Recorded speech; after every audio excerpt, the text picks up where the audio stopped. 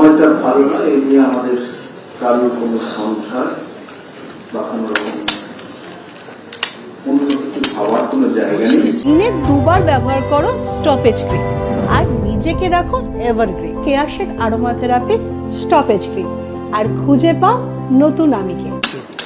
এবং আমরা বারে বারে চাইছি আরো ভালো হোক, আমাদের একটা নতুন সূর্য উঠুক এবং সেই নতুন সূর্য আমাদের উন্নতি করতে চলে যায়। যখন আমরা এই ধরনের ভাবনা ভাবছি তখন সাধারণভাবে যে জিনিসটা আমরা চিন্তা করতে চাইছি সেটা হচ্ছে যে একটা পরিবর্তন আসুক। আমি প্রশ্ন নিশ্চয়ই করব, আমি রাস্তায় নিশ্চয়ই হাঁটবো, আমি মোমবাতি নিয়ে প্রতিবাদ করবো, আমি গান নিয়ে প্রতিবাদ করব, কিন্তু পরিবর্তনটা আমেরিকা থেকে একজন লোক এসে আমাকে করিয়ে দিয়ে চলে যাবে, আমি সেই পরিবর্তনে হাততালি দিয়ে বলবো একটা দারুণ পরিবর্তন হয়েছে, আমরা এই পরিবর্তন দেখতে চাই। সুতরাং পরিবর্তন আমি কি চাইছি এটা সম্বন্ধে যদি আলাদা করে একটা পোল করা হয় তাহলে দেখবেন এই ঘরে যারা আছে এতগুলো পারমুটেশন কম্বিনেশন আসবে যে যার অর্থ আপনি কিছুতেই সামাপ করতে পারবেন না। কেউ ভাবছেন যে রাজনৈতিক পরিবর্তন হওয়াই হচ্ছে সামাজিক পরিবর্তন। তা যদি হতো তাহলে ৭৮ বছর ধরে স্বাধীনতার পরে আমরা বহুবার সামাজিক উত্তরণ আমাদের করতো, একবারও ঘটেনি। আমরা যে জায়গায় ছিলাম, যে রটেন স্টেটে ছিলাম, সেই রটেন স্টেটেই আমরা রয়ে গেছি।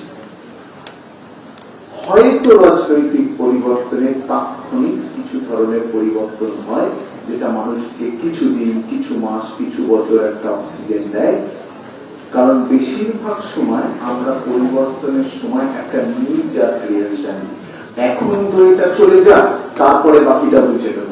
তার কিছুদিন পরে আমরা যেটা চাইছিলাম তার সাথে পারসেপচুয়াল একটা মিসম্যাচ হয়, তখন আমরা ভাবি আর একটা পরিবর্তন চাই।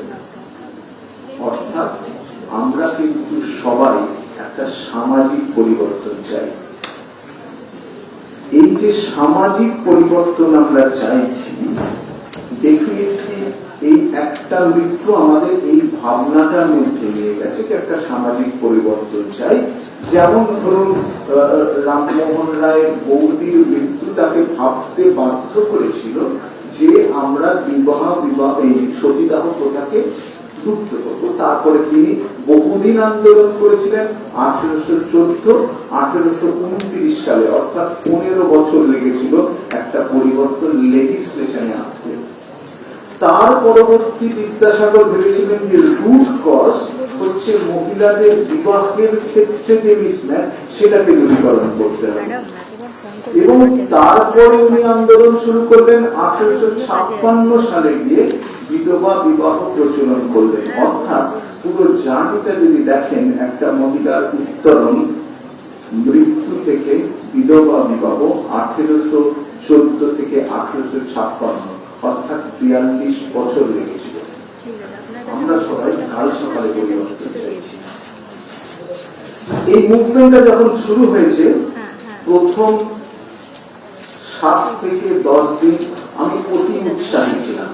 এক বহুল সম্প্রচারিত একটা টিভি চ্যানেলের এক বিখ্যাত অ্যাঙ্কারকে আমি একটা হোয়াটসঅ্যাপ করে জানালাম যে আপনার কি মনে হয় না নবজাগরণ এবং বিপ্লব এসে পৌঁছেছে? সে আমাকে রিপ্লাই দিয়ে বললো, দাদা 100 ভাগ আপনার সাথে একমত, একটা ঐতিহাসিক কিছু ঘটেছে।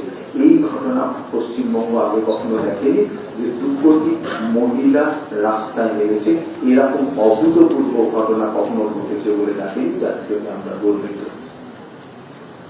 তারপরে 2 সপ্তাহ আমি একটা প্ল্যাটোর মধ্যে চলে গেলাম, অর্থাৎ একটা নৈরাশ্য গ্রাস করতে শুরু করলো।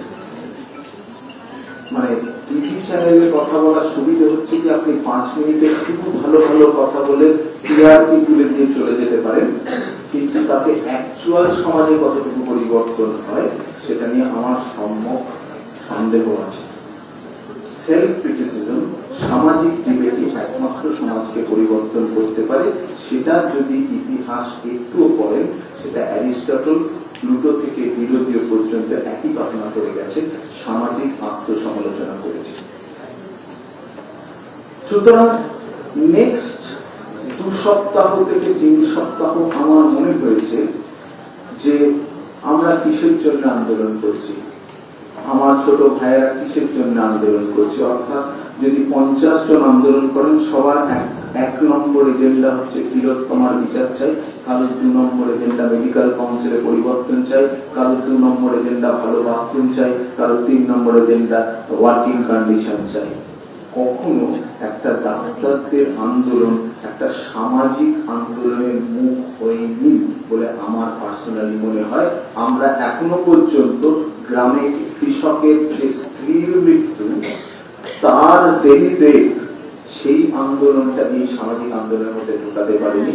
আমার মনে হয়েছে এটা এই আন্দোলনের ব্যর্থতা, এবং এই ব্যর্থতাটাকে যদি আমরা বের করতে না পারি, আমার সলিউশন নিশ্চয়ই আমি লড়াই করে নেব, কিন্তু এইখানে যারা বিজ্ঞানীরা আছেন, আপনার দায়িত্ব আমার যে প্রবলেম গুলো তার সাথে সমাজের প্রবলেম গুলোকে অ্যাড করা, তবে এটা বৃহত্তর আন্দোলন হওয়া সম্ভব।